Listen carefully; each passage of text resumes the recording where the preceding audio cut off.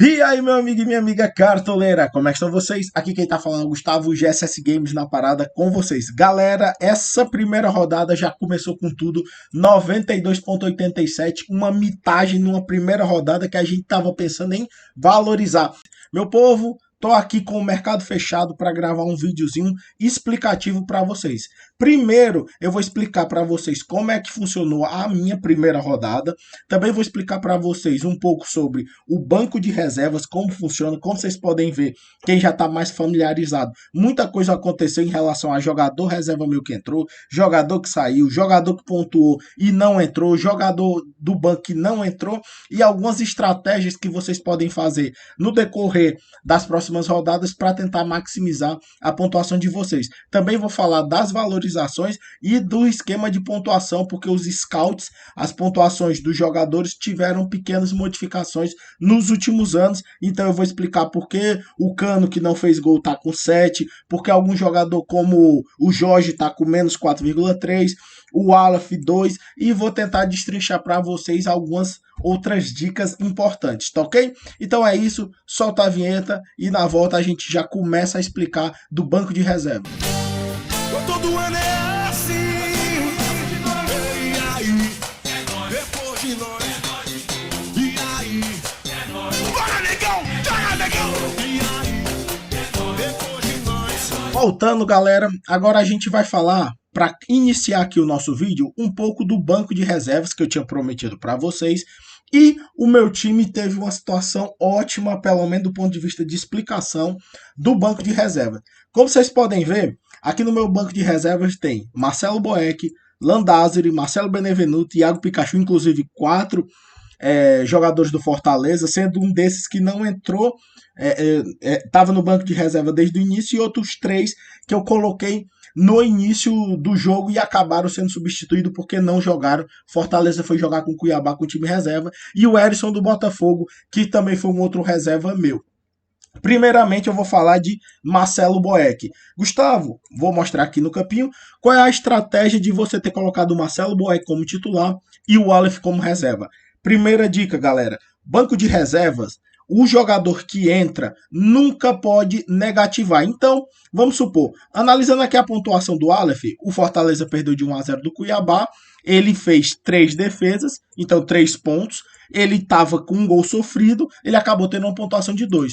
Como a pontuação dele foi positiva, ele entrou no meu time. À medida que ele entrou no meu time, obviamente eu coloquei o Boeck como titular, mesmo sabendo que ele não ia jogar. Por quê?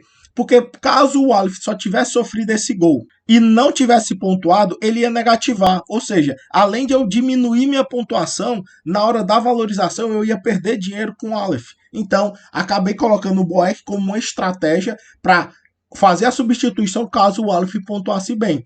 E acabou que ele não teve uma grande pontuação, mas como ele estava muito barato, como eu vou explicar mais na frente, ele também vai valorizar. Então, uma ótima opção sempre nessas rodadas é tentar colocar um goleiro reserva de algum time e bota o seu titular no banco, porque aí quando o seu goleiro porventura faça um jogo ruim, mesmo assim ele não vai entrar e você fica zerado. Você nem vai perder cartoletas, nem vai diminuir sua pontuação. Tranquilo?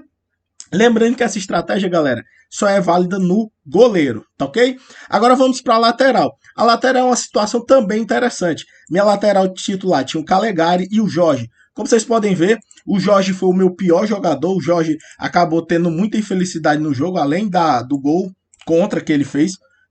Inclusive ele só estava tentando tirar, não foi nem o Gustavo Gomes que empurrou a bola, o Jorge tentou tirar, acabou contabilizando o gol contra para ele, levou cartão e ainda perdeu o SG. Então foi o combo, foi um jogador horrível. Inclusive o Cartola coloca, né, essa mãozinha para baixo mostrando seu pior jogador e a mãozinha alta para mostrar o melhor jogador, que no caso meu foi o Hulk.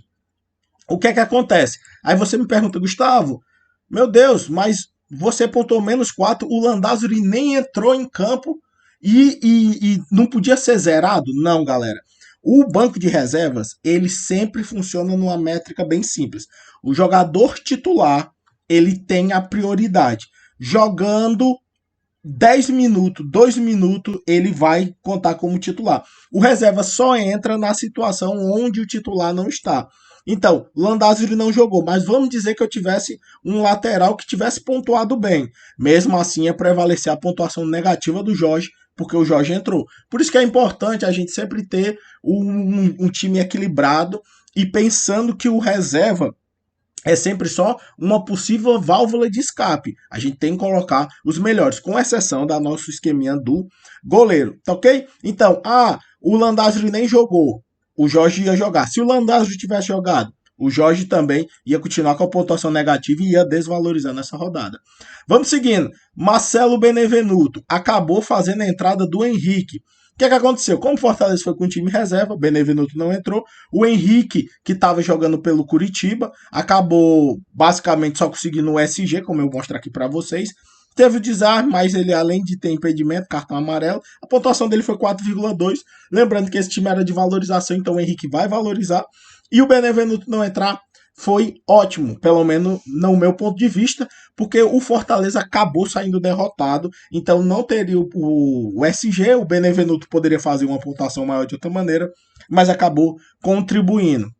Lembrando, Benevenuto no Fortaleza estava no banco de reserva. Se porventura o Vojvoda coloca o Benevenuto ou o Pikachu, como eu vou falar na frente, no decorrer do jogo do Fortaleza, mesmo o Henrique estando positivo e o Benevenuto estando pontuando 1, vai prevalecer o Benevenuto. Como o Benevenuto não entrou, entra o Henrique também. O Benevenuto, obviamente, tinha um preço maior do que o Henrique.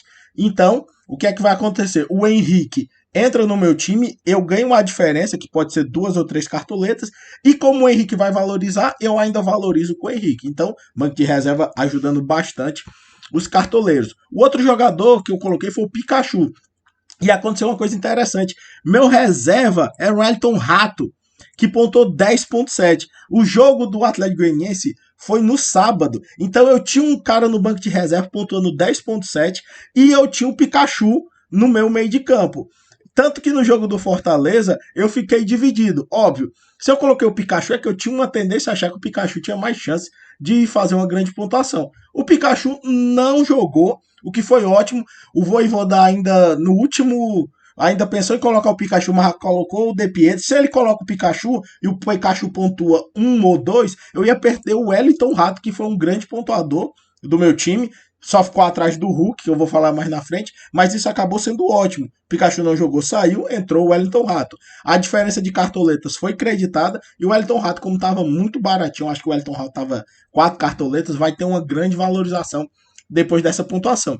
E para finalizar, o nosso ataque, onde eu tenho Hulk, Aleph Manga e Cano, galera. O ataque, galera, foi ótimo do meu ponto de vista, porque a gente tem o Hulk que fez 2 gols, maior pontuador ainda foi meu capitão, então foi um combo. Lembrando que o Hulk foi uma colocada de aposta, porque na primeira rodada todo mundo sabe que a gente tem que valorizar, porém o Hulk para mim era uma grande opção e coloquei ele. Ele dobrou a aposta 37,8. Aleph Manga ferrou gol, ou seja, não teve uma pontuação tão alta, mas como ele ferrou gol, acabou se equilibrando. E nos desarmes ele compensou. E o outro que me surpreendeu foi o Cano, que pontuou 7, mesmo não tendo gol nem assistência, o que demonstra um atacante muito bom, com 4,8 de finalizações defendidas e 2,4 para fora, somente com 2 passes incompletos sem impedimento. Uma bela pontuação para um atacante que não fez gol. Então, basicamente, galera, essa é a funcionalidade do banco de reserva. O Erisson não entrou e mesmo que o Erisson tivesse feito, vamos dizer que ele faz 2 gols ali no jogo contra o Corinthians, onde o Botafogo saiu derrotado, e vira o maior pontuador do meu time. Gustavo, ele entra? Entra não.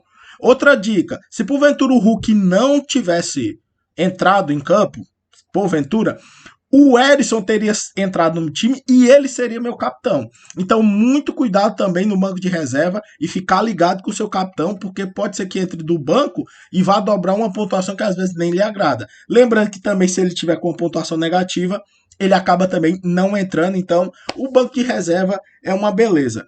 Falando no mais, o nosso técnico foi o Mohamed. O Atlético teve uma das melhores vitórias do Cartola. Lembrando que vitória boa no Cartola, para o técnico, é aquela que o time ganha, não leva gol, porque a defesa mantém um SG e o ataque ainda tem os seus golzinhos. A gente também tem que contabilizar que do nosso time, apesar de ter jogadores como o Hulk, que tinha um preço mais elevado, e Cano, Nosso ataque todo vai valorizar. O meio de campo, com exceção do Shailon, que foi uma aposta nossa, vai valorizar. O Wellington Rato valoriza bastante. Na nossa defesa, umas valorizações mais recuadas, como o Nathan Silva, o Henrique, o Aleph também vai valorizar. Era o mais barato, só valia 2. Com um ponto o Aleph já ia estar valorizando. O Jorge vai ter uma desvalorização, porém o Jorge não estava caro, se eu não me engano, estava 5 ou 6 cartoletas. Também não vai desvalorizar tanto. Se desvalorizar 1,5 ou 2, é mais ou menos isso que outros jogadores vão compensar. Calegari também vai fazer uma belíssima valorização e o Mohamed também era um dos técnicos que estava valendo 8 cartoletas, fez uma altíssima pontuação para técnico, 7,87.